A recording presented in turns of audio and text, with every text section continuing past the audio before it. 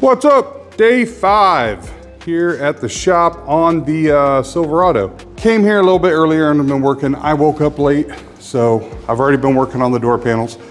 Yesterday I talked about doing a partition to separate the 3-inch mid-range from the mid-base, and that led to a question that was put on the YouTube video.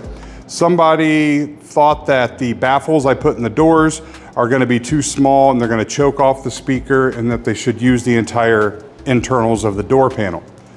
Yes and no. If you're running like a big heavy duty mid bass, a big boy, and you're going to play that thing down to 40 hertz, then yeah, you're going to need more airspace. You're going to need to use the whole door, and you're going to have to sound deaden the entire inside skin of that door because it's going to vibrate and rattle on the outside of the vehicle.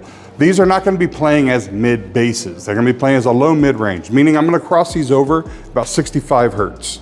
They're not going to go really low at all. I have 4 8-inch subs going in right behind you, so I don't need these to play down low. All right, so we're starting here on the A-pillars, and these tweeters are beautiful. These things, they're hefty too. Those are some nice looking tweeters. Ooh, those are pretty. So we've got our pod right here. Unfortunately, the tweeter doesn't fit. It's just a hair too big. So I'm gonna have to go in here, and I'll use a little finger sander and go around that, sand that out a little bit because we don't want it to be loose. I want it to be nice and tight. And then this goes on the back side to tighten it down. All right, so I did the A-pillars and I messed up. So I did the passenger side A-pillar first. Got it in there, got it, everything kind of, sat right, looked good. And to match up with the driver's side, I stupidly measured up, marked it, and did the driver's side the same position. That was stupid because the A-pillars are not the same. The angles are different. So the driver's side one, completely wrong location. So here's the passenger side, which sits on there. I'm not 100% sold on how much it protrudes. The distance between here and here are definitely different. On the driver's side, it only comes out about half as far. So I've already contacted Custom Speaker Pods. I'm gonna see if he can remake these to shrink them back. I know it's to do with the angle and everything, but even looking at the angles, it's messing with me. So now that's where it wants to be, but you see that hole? That's where I had it, because measuring up from the bottom to the top here, measuring from the bottom to the top, put it really where that hole is. And then when I got in and looked at it, I was like, man, that just doesn't look right. So then I undid it and slid it down, and it kind of glove seated right there. And I was like, oh, and that's not the screws. That's my little temporary tags, because since I already had a hole in this, that A-pillar is ruined. So that's where it should be. But as you can see what I mean by that one doesn't quite stick out as far. So I can see what it's doing. That tweeter, see, it's aiming directly over here at the driver.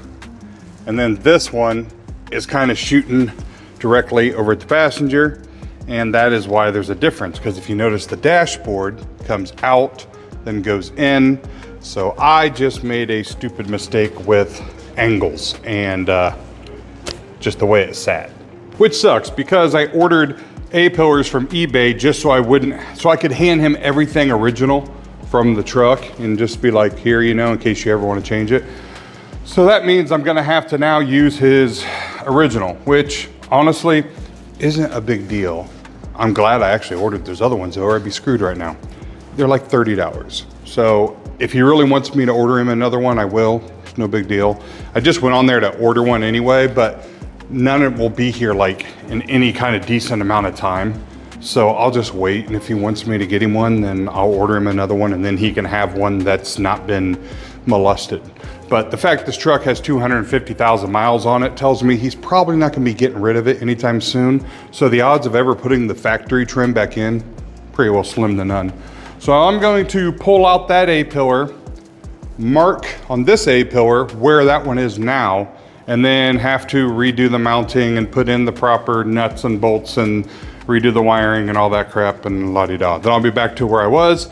Then I'm gonna go ahead and get the doors on, because tonight the goal is to have the A-pillars and the door panels on and done, so tomorrow I can begin working on the sub enclosure and the back wall area. Well, that's a bummer. So A-pillars, got them in. Like I said, I was working on the doors, did the epoxy, it cured up. So went to mount the speakers and I've hit a snag.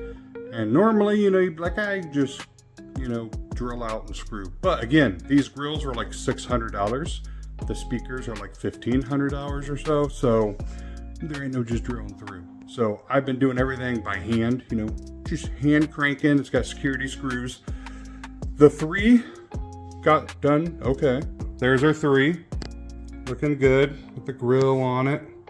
The grill's got a boot, like a rubber boot that goes around it that locks it in. So didn't know that was on there. Oh, there's the big one, so you can see what I'm talking about. But then I went to do the 6.5. You see the aluminum plate, it goes on. And remember I showed you before, it's beveled on the inside. So it, you know, locks right around the frame. I got one screw in straight, but then look what's happened here. I'm not lining up at all. So that's a problem. And it's not like I can wiggle this or do anything. It's beveled on the inside, so it's actually, you know, around the frame of the speaker. The only thing you can do is like slide it this way and this way.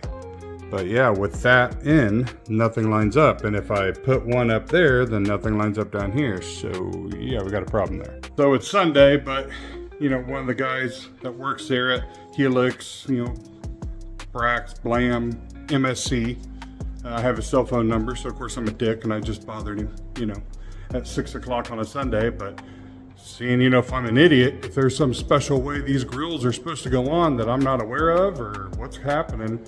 And yeah, I sent him pictures, so he said he's gonna dig into it in the morning, so I'm gonna have to wait and see what they want to do here, because yeah, like I said, $600 grills, I'm not just gonna go, you know, hog them out. So yeah, that sucks. So I guess I'm done for the night.